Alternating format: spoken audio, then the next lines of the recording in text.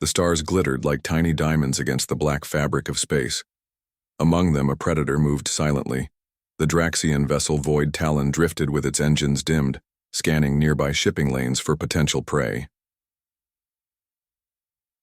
Captain Vixnor stood on the command deck, his scaled skin reflecting the soft purple light of the control panels.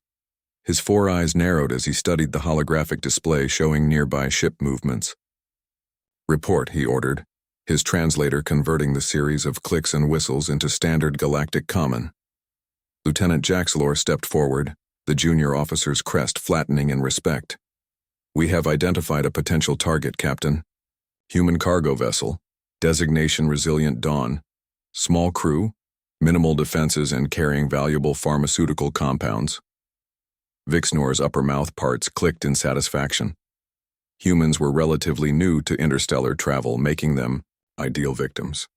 Their ships often carried valuable cargo and they lacked the experience to properly defend themselves. "Show me the manifest," he ordered. The holographic display shifted, data scrolling across the transparent screen. The captain studied it carefully, focusing on the weapons inventory section. A blank space greeted him. "No weapons at all?" he asked, mandibles twitching with suspicion. "Confirmed, Captain," replied Jaxlor. "Their hull plating is standard issue. No military-grade reinforcement. Scanners detect 12 life forms aboard, all human. No security drones, no automated defense systems." Vixnor flared his neck frills in a gesture of amusement.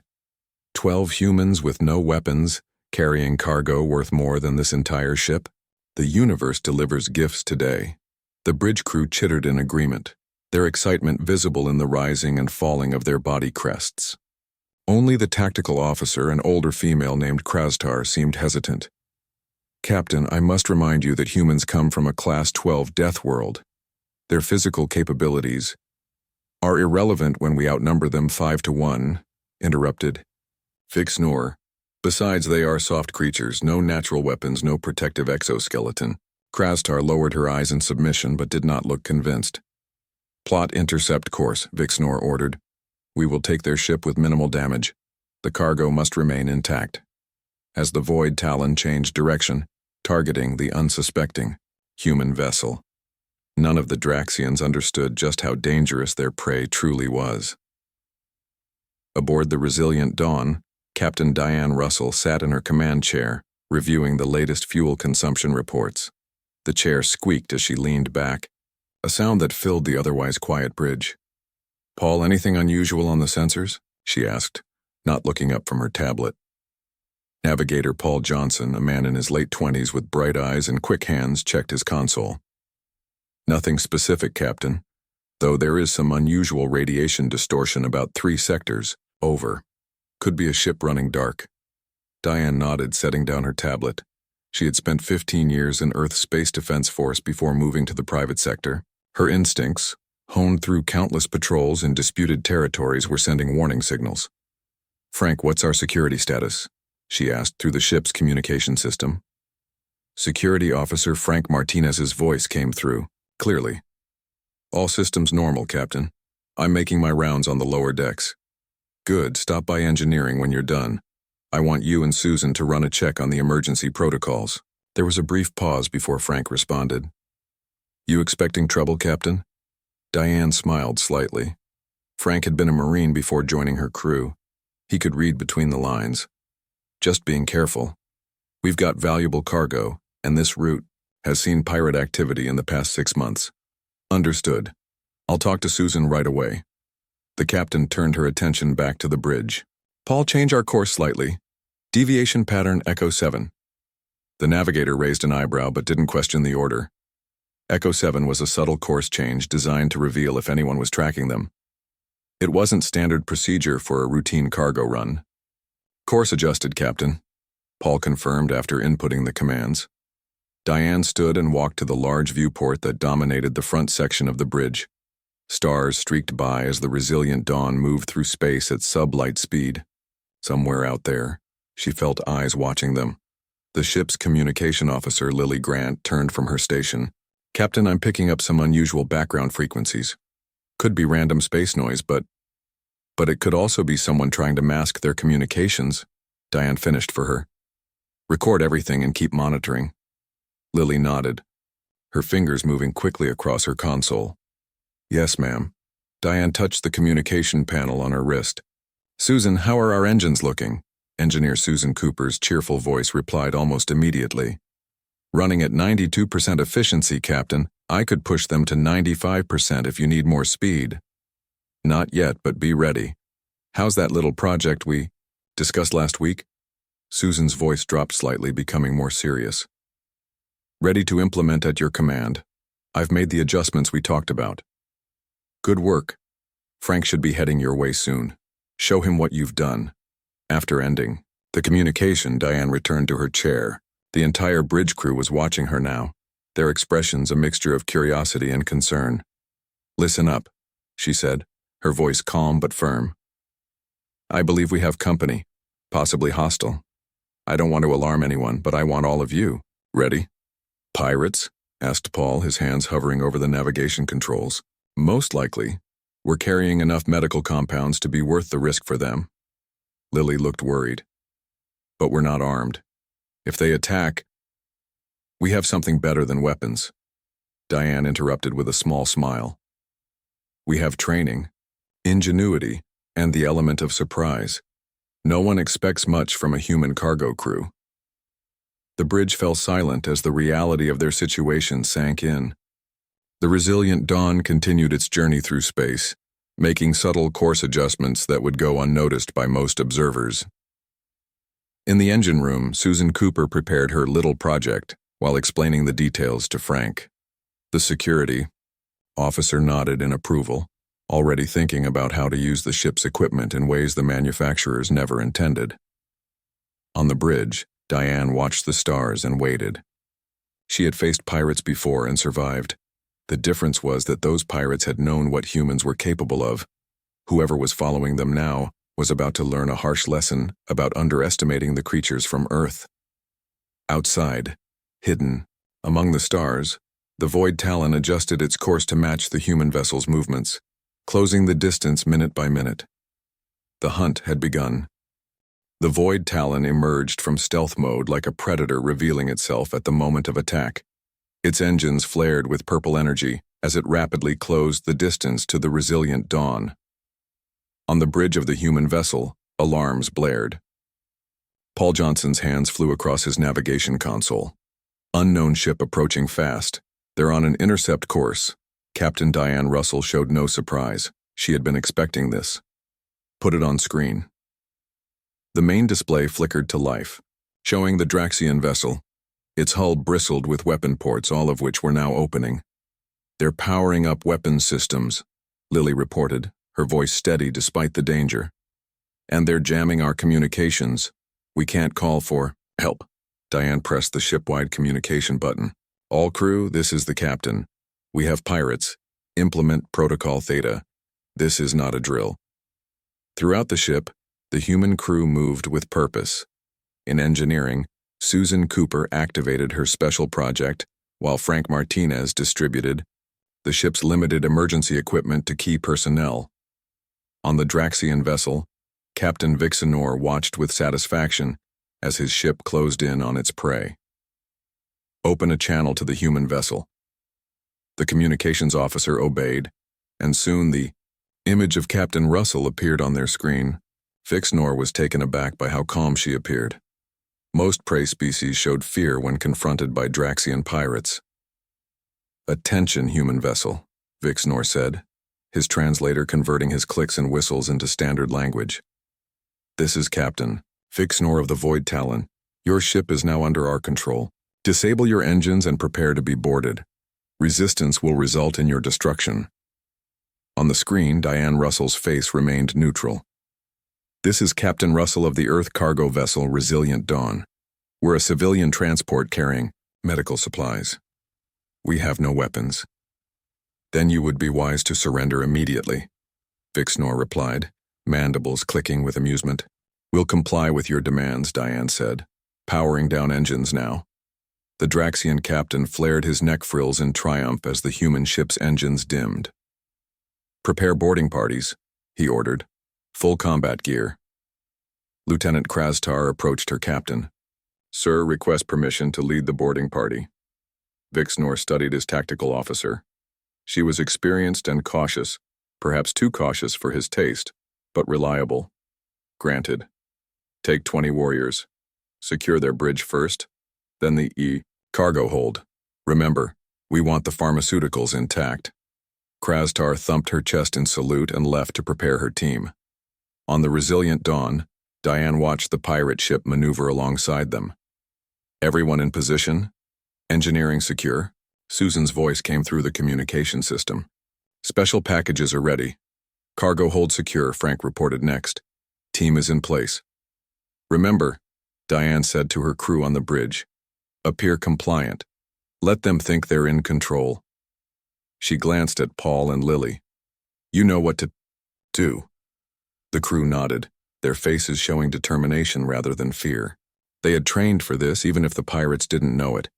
With a metallic clang that echoed through the ship, the Draxian boarding shuttle attached itself to the resilient Dawn's main airlock. The humans heard the hiss of pressure equalizing, followed by the sound of the outer doors being forced open. Frank watched from a hidden alcove near the cargo hold as the first pirates entered the ship. They were tall, reptilian creatures with 4 eyes and scaled skin. Each carried what appeared to be an energy weapon, and they wore light armor that covered their vital organs. They moved with military precision, checking corners and passageways as they advanced. They're inside, he whispered into his communicator. 20, maybe 25. Heading for the bridge and cargo hold just as we expected. Hold position, Diane replied. Let them come to us. The lead Draxian boarding party reached the bridge without encountering any resistance. Krastar found this deeply unsettling. In her experience, prey always either fought or hid. These humans were doing neither. They simply waited at their stations, watching the pirates enter with eerily calm expressions. Captain Russell, Krastar said, training her weapon on the human commander. You are now my prisoner. Order your crew to cooperate and no one will be harmed. Diane stood slowly, hands visible. We're cooperating fully, Lieutenant. As I told. Your captain, we have no weapons. We're just a cargo ship. Krastar's upper eyes narrowed with suspicion while her lower eyes scanned the bridge. The humans appeared unarmed, but something felt wrong. She had fought many species across the galaxy, and prey always showed fear. These humans showed none. Secure them, she ordered her warriors. Search them for hidden weapons. The Draxian pirates moved forward, binding the humans' hands with restraints designed to hold beings much stronger than themselves. As one pirate approached Paul, the navigator smiled slightly. Is something amusing, human? The Draxian growled. Not really, Paul replied calmly. I was just thinking about how different our definitions of weapon might be. Before the pirate could respond, Krastar's communicator buzzed. Lieutenant, we've secured the cargo hold. The manifest was accurate. Pharmaceutical compounds, very high quality, worth a fortune. Any resistance? Krastar asked. None. We haven't encountered any other humans. This confused Krastar. Her scans had shown 12 humans aboard, but only 5 were on the bridge. Where's the rest of your crew? She demanded. Around, Diane answered simply. We're not hiding. Feel free to search the entire ship. On the command deck of the Void Talon, Captain Vixnor received Krastar's initial report with satisfaction. The ship is secured. Begin transferring the cargo to our hold. As he gave the order, Vixnor noticed something strange on his sensor display. The human ship's internal temperature was fluctuating in certain sections. Engineering. Explain these thermal readings from the human vessel. His engineering officer studied the data. Unusual but not alarming, Captain. Possibly their life support, adjusting to our presence. Human environmental needs differ from ours. Vixnor wasn't entirely convinced, but the prize was too valuable to delay. Proceed with cargo transfer. I want to be away from here within the hour. Back on the Resilient, Dawn Krastar was becoming increasingly uneasy. Her warriors had found 3 more humans in various parts of the ship, all of whom surrendered without resistance. But that still left 4 unaccounted for. More disturbing was the human's physiology. Up close, she could see the dense muscle structure beneath their soft skin, the impact-resistant skeletal system that her scanners struggled to classify. These weren't the fragile creatures she had expected. One of her warriors approached, holding a small metal tool he had confiscated from a human engineer. "Lieutenant, they claim this is just maintenance equipment, but it could potentially be used as a weapon." Krastar examined the tool. It was a simple wrench, but in a human's hands. She suddenly realized what had been bothering her about these Deathworlders. They didn't need weapons. They were weapons.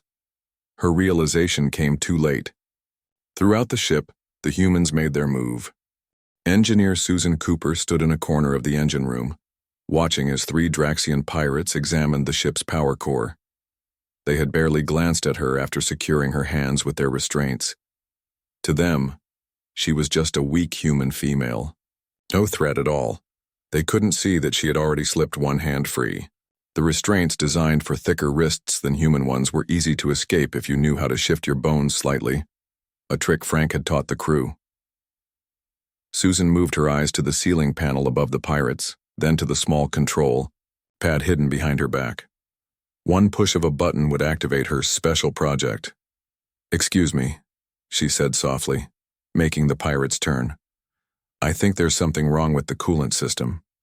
That gauge over there shouldn't be reading so high." The lead pirate followed her gaze to a pressure gauge on the wall. While all 3 were distracted, Susan pressed the button. A section of ceiling panel slid open, and a blast of freezing nitrogen gas poured down on the pirates. They collapsed immediately, their cold-blooded bodies unable to function in the sudden temperature drop. Susan held her breath, a skill all humans on Deathworld Earth learned as children playing in swimming pools. The nitrogen wouldn't kill her as long as she didn't inhale it. She stepped over the unconscious pirates and made her way to a wall panel, where she typed in a command to vent the gas. "Engineering secured." She spoke into her hidden communicator. Once she could breathe again. 3 down. In the cargo hold, Frank Martinez waited patiently as the pirates cataloged the valuable pharmaceutical compounds. 2 guards stood watch over him, their weapons pointed lazily in his direction. They had searched him thoroughly but found nothing they considered a weapon. They hadn't recognized his belt buckle for what it really was. "Hey," Frank called to the nearest guard. "I need to use the bathroom." The pirate made a clicking sound. That might have been laughter. "Hold it, human." Frank shrugged. "Fine. But your captain won't be happy if I mess myself and contaminate your valuable cargo. Human waste is highly acidic, you know. Could ruin everything." The pirates exchanged looks, their 4 eyes blinking in sequence. Finally, one nodded. "Make it quick." He gestured with his weapon toward a small maintenance closet. "Use that corner." As Frank walked toward the closet, he stumbled slightly, bringing his hands to his belt buckle. In one smooth motion, he twisted the buckle and tossed it toward the center of the room. The small device hit the floor and exploded into a blinding flash of light and sound. The pirates screamed, all 4 of their eyes temporarily blinded by the flash designed specifically to affect their sensitive vision. Frank, who had closed his eyes at the crucial moment, moved quickly. He grabbed a metal pipe from the maintenance closet and swung it with precision, knocking out both guards before they could recover. "Cargo hold secured," he reported, moving to help the bridge team. On the bridge, Lieutenant Krastar was growing increasingly nervous. Something about these humans bothered her deeply. They sat too calmly, looked too confident for prisoners. "Report," she snapped into her communicator. "All teams check in." No response came from engineering or the cargo hold teams. "Check in immediately," she repeated, a note of anxiety entering her voice. Captain Diane Russell smiled slightly from where she sat with her hands still apparently bound. "Having communication problems?" Krastar pointed her weapon directly at Diane's head. "What have you done? Where are my warriors?" "We're not as helpless as you think," Diane replied calmly. "Humans come from a world that tried to kill us every day of our evolution. We don't need fancy weapons to defend ourselves." A sound from the corridor made Krastar turn. Frank appeared in the doorway, holding a metal pipe in one hand and a pirate's energy weapon in the other. Behind him lay the unconscious forms of two more Draxians. "Bridge is about to be secured," Diane said, suddenly standing up. Her restraints fell away, revealing they had never been properly closed. "You have two choices, Lieutenant. Surrender or join your friends in unconsciousness."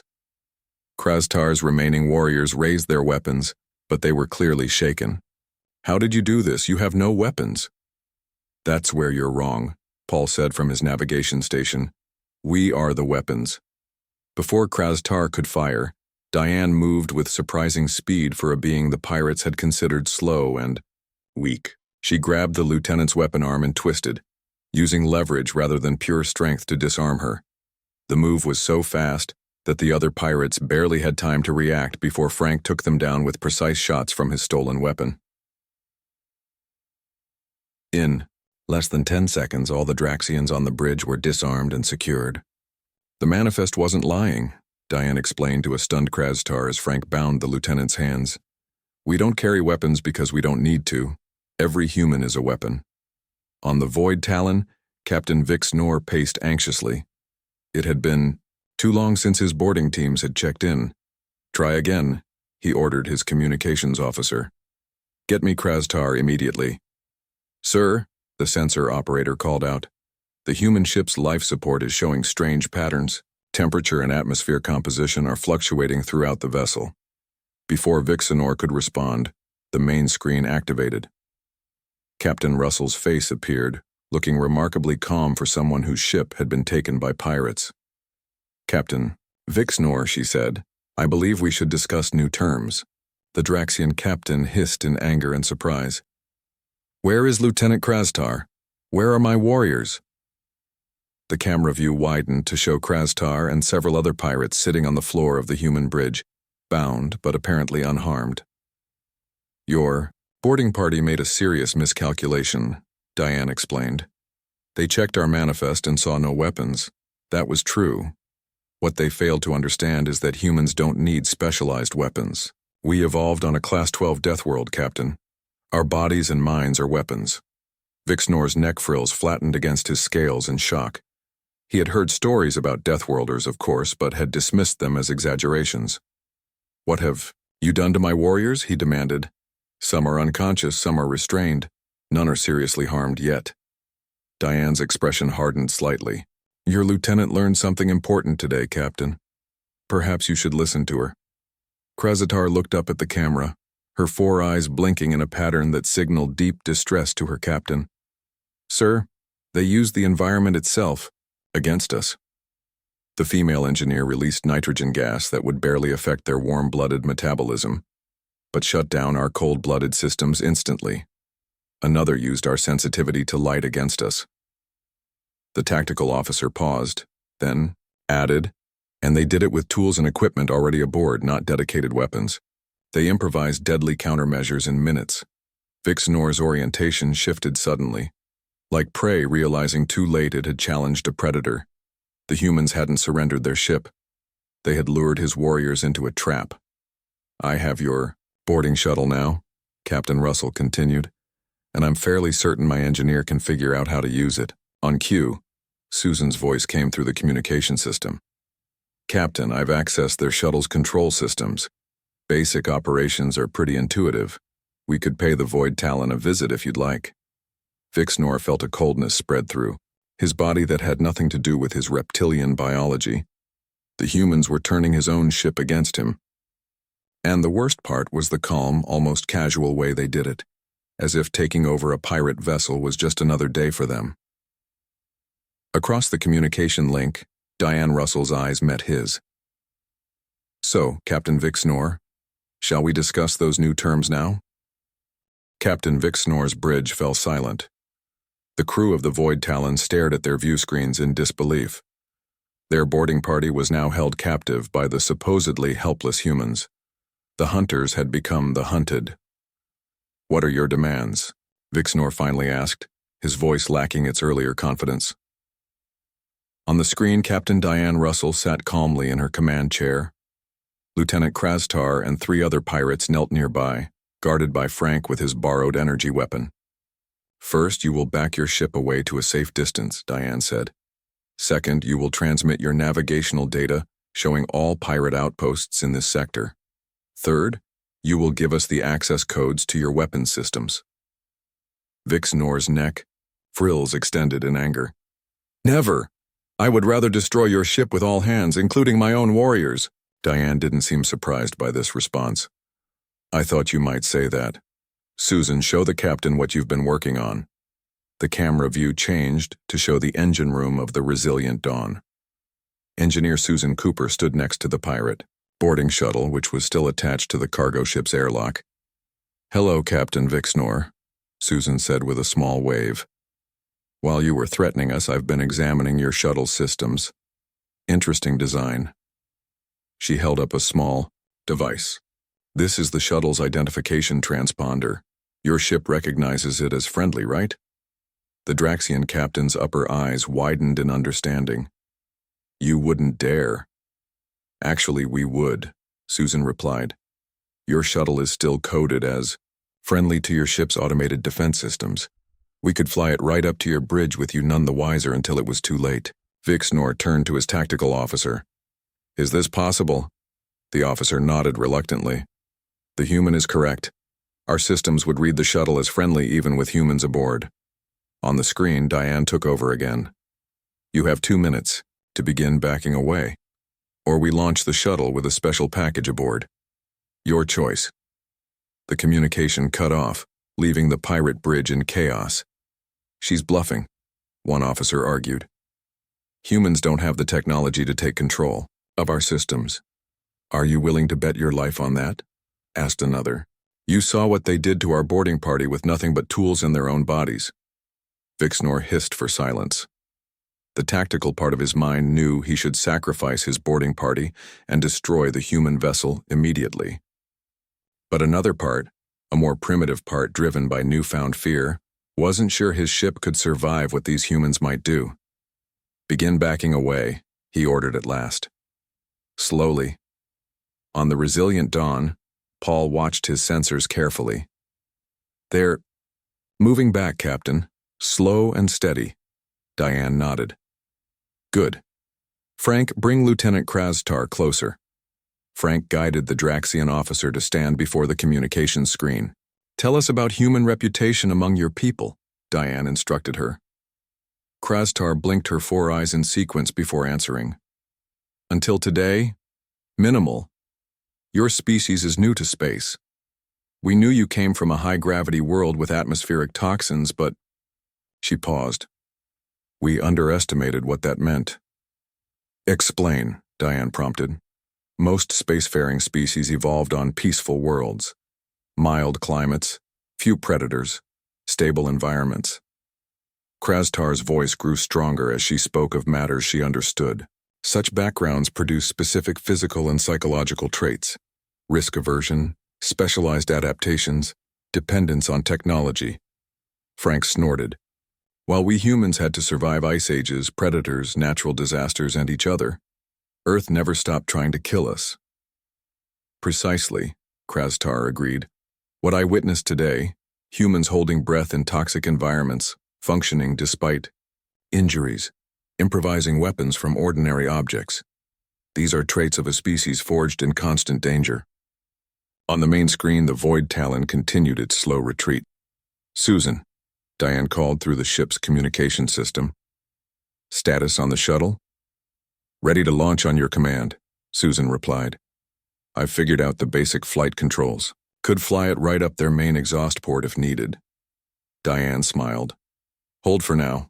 Paul, what's their weapon status? The navigator checked his readings. Their weapons are powered but not targeting us. They seem to be following our instructions, at least for now. Lieutenant Krastar watched this exchange with growing concern. Captain Russell, I should warn you. My captain is not known for keeping his word. Once he believes he's at a safe distance, he'll try to destroy us, Diane finished. I'm counting on it. Aboard the Void Talon, Captain Vixnor watched the distance between the ships increase with growing confidence. His initial shock was wearing off, replaced by burning anger. Status of main cannon? He asked quietly. Fully charged, Captain, his weapons officer replied. Range optimal in 30 seconds. Prepare to fire as soon as we reach optimal range. Target their engine section first, then life support. I want that ship crippled, not destroyed. We'll recover our people and the cargo afterward." His bridge crew worked quickly, their earlier fear giving way to familiar routine.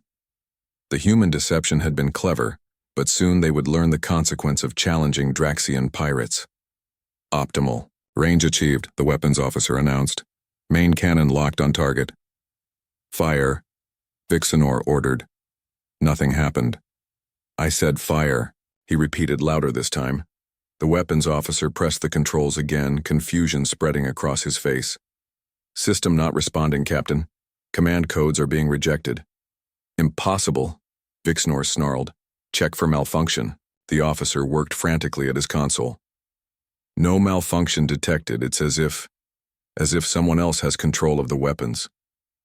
A new voice came through their communication system, a human female voice. "Actually, that would be me. Susan." Cooper's face appeared on their screen. She was now inside the pirate shuttle surrounded by blinking control panels. "Fascinating technology you have here. Your shuttle's systems gave me a backdoor into your main ship's computers. Really should fix that security flaw." Vixenor stared in disbelief. "How?" "That would require understanding our language, our coding systems." "Pattern recognition," Susan explained with a shrug. "It's a human specialty. We evolved to spot patterns quickly, helped us predict predator movements and weather changes. Your system architecture isn't that different from ours in basic structure." On a secondary screen, Captain Russell appeared again. "Now then, Captain Vixenor, about those terms we were discussing. I believe you're more ready to listen now?" The Draxian captain's scales seemed to pale as the reality of his situation became clear. These humans had taken control of his weapons using nothing but their innate intelligence and adaptability. No special training, no advanced technology, just the natural abilities of Deathworld survivors. "What assurance do I have that you'll release my crew if I cooperate?" he asked, trying to maintain some dignity. "The same assurance we had when you boarded our vessel," Diane replied coldly. "None at all. But unlike you, we don't make a habit of unnecessary killing. Meet our terms, and your crew will be released unharmed." Vixenor looked around his bridge. His officers waited for his decision, their neck frills flat against their scales in submission. They had witnessed something unprecedented, a supposedly inferior species turning the tables on them using nothing but their natural abilities. The pirate captain lowered his head slightly. "Send your terms. We will comply." As he spoke, Vixenor silently vowed to spread word of these dangerous Deathworlders. The galaxy needed to know what humans were truly capable of, even when their ship manifests listed no weapons at all. 3 days later, the resilient Dawn approached Arcturus Station with the Void Talon following at a respectful distance. The journey had been tense but peaceful. Captain Vixenor had complied with all of Diane's demands, providing detailed information about pirate activities in the sector and keeping his ship at the exact distance she specified. "Arcturus Control, this is Captain Diane Russell of the Resilient Dawn," she said into the communication system. "Requesting permission to dock. B. Advised we have a Draxian vessel in tow. They attempted to attack us but have since surrendered." The response came quickly. "Copy that, Resilient Dawn. Security teams are standing by. You're cleared for docking Bay 7. The Draxian vessel is to maintain position at Outer Marker 3. Diane looked over at Paul, who was guiding the ship toward the massive space station. "Almost home. Nice flying." Paul smiled. "Thanks, Captain. Though I have to say, this has been the most interesting cargo run of my career." "Mine, too," Lily added from her communication station. "Do you think they'll believe us when we tell them how we took control of a pirate ship without firing a shot?" "They'd better," Frank said as he entered the bridge. "I've got the evidence right here." He held up a data crystal containing recordings of the entire encounter. Security footage from both ships. Susan pulled it from their systems before we gear. "Locked them out." Diane nodded with satisfaction. "Good. That will help with the official report." She turned to Lieutenant Krastar, who stood quietly at the back of the bridge under Frank's watchful eye. "You've been cooperative. I appreciate that. The Draxian officer's neck frills lifted slightly in acknowledgement. I have learned much from observing you humans. My people have misjudged your species greatly. That seems to happen a lot, Diane said. Most aliens see our lack of natural armor or claws or venom and think we're defenseless. They don't understand what Earth is like. I understand now, Krastar replied. Your world forged you into survivors. You turn environments themselves into weapons. You use intelligence where others use force. It is humbling to witness. Ship docked smoothly at Arcturus Station. Through the viewport, they could see armed security personnel waiting. News of their capture of a pirate vessel had clearly spread fast. What will happen to us? Krastar asked as they prepared to disembark. That's up to the authorities, Diane explained. Piracy carries serious penalties, but your cooperation will be noted. You've provided valuable intelligence about pirate operations that could save many lives. 2 hours later, Diane sat in a debriefing room with station security officers and representatives from the Interstellar Commerce Authority. They had reviewed the data crystal and listened to her account of events with growing amazement. Let me get this straight, said Commander Alan West, the station's security chief. You took control of a heavily armed pirate vessel using a maintenance wrench, a modified belt buckle, and knowledge of basic biology? Don't forget the nitrogen cooling system, Diane added with a small smile. Susan's idea was particularly effective. A woman in the uniform of the Commerce Authority leaned forward. Captain Russell, what you and your crew accomplished was extraordinary. You've provided us with intelligence on pirate operations that would have taken months or years to gather otherwise. We just did what we had to do to survive, Diane said simply. That's exactly what makes humans so remarkable, said a new voice from the doorway. Everyone turned to see an elderly man in a diplomatic uniform enter the room. Ambassador Gregory Miller was Earth's representative to the Galactic Council and a respected figure in interstellar politics. Ambassador, Commander West said, standing to greet him. I didn't know you were on the station. I arrived yesterday for a conference, Miller explained. When I heard about Captain Russell's encounter, I had to come see for myself. He turned to Diane. Your actions may have done more for human-alien relations than a year of my diplomatic efforts. Diane looked confused. I don't understand, sir, the ambassador smiled. For years, I've been trying to explain to the galactic community why humans should be taken seriously despite our relative newcomer status. You've just provided the perfect illustration. He nodded toward a screen showing the captured pirates. Those Draxians will spread the word about humans far better than any diplomatic message.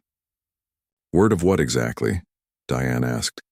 That humans are not to be underestimated, that we may lack natural weapons, but we are dangerous in our own way, that we solve problems differently. The ambassador's expression grew serious. The galaxy needs to understand this about us if we're going to find our place among the stars. Meanwhile, in the station's detention area, Captain Vixnor sat in a cell, his once proud posture now deflated. Guards had just informed him that his ship would be impounded and his crew faced serious charges. A guard approached his cell. You have a visitor. To Vixnor's surprise, Susan Cooper stepped into view. The human engineer looked at him with curiosity rather than hatred. Why are you here? He asked bitterly. Professional interest, Susan replied. I wanted to ask about some of your ship's systems. The energy distribution method you use is fascinating. Vixnor stared at her in disbelief. You defeated me, captured my ship, and now you want technical information? Susan shrugged. Knowledge is valuable. I thought we might trade information for information. What could I possibly want to know from you? How about how we really did it? Susan leaned closer to the cell barrier. How a ship with no weapons and 12 crew members took down a pirate vessel with 5 times our firepower and crew. Despite himself, Vixnor's interest was piqued. Very well. Tell me. Preparation, adaptation, and understanding our own strengths, Susan explained. We knew pirates operated in this sector, so we prepared contingency plans. When you attacked, we adapted those plans to the specific situation, And most importantly, we used what we had: our minds, our bodies, and our environment. But none of you had combat training, Vixnor protested. Susan laughed. All humans have combat training. We call it growing up on Earth. Our world has extreme temperatures, toxic substances, dangerous predators, and natural disasters. Just surviving. Childhood on Earth prepares humans for adversity in ways other species can't imagine. As Vixnor contemplated this, Susan stood to leave. One more thing you should know. The manifest wasn't lying. We really didn't have weapons aboard. We didn't need them. She smiled. Remember that the next time you see a human ship. Back on the Resilient Dawn, Diane gathered her crew in the common area. They had been granted a few days' rest before continuing their delivery mission. "I'm proud of all of you," she told them. "You showed courage, ingenuity, and humanity, even when faced with pirates who would have shown us no mercy." Frank raised a glass. "To the Resilient Dawn and her crew, may our reputation keep pirates away in the future." "I doubt we'll have trouble with pirates again," Paul said with a grin. "By now every criminal in the sector has probably heard about the human ship that fought back with nothing but a wrench and some cool air." Lily laughed. "Don't forget Susan's hacking skills. That was the best part, watching their faces when they realized she'd taken control of their weapons." Susan blushed, slightly. "It wasn't that impressive. Their system architecture was pretty intuitive. To humans, maybe," Diane said. "But that's the point. What's basic to us is extraordinary to them." She looked around at her crew with pride. "We've always known what we're capable of. Now the rest of the galaxy is starting to figure it out, too." Outside the ship's viewport, stars twinkled against the blackness of space. Somewhere out there, word was spreading about the humans, the Deathworlders who carried no weapons because they didn't need to. They were the weapons themselves. Story of the Resilient Dawn was just the beginning.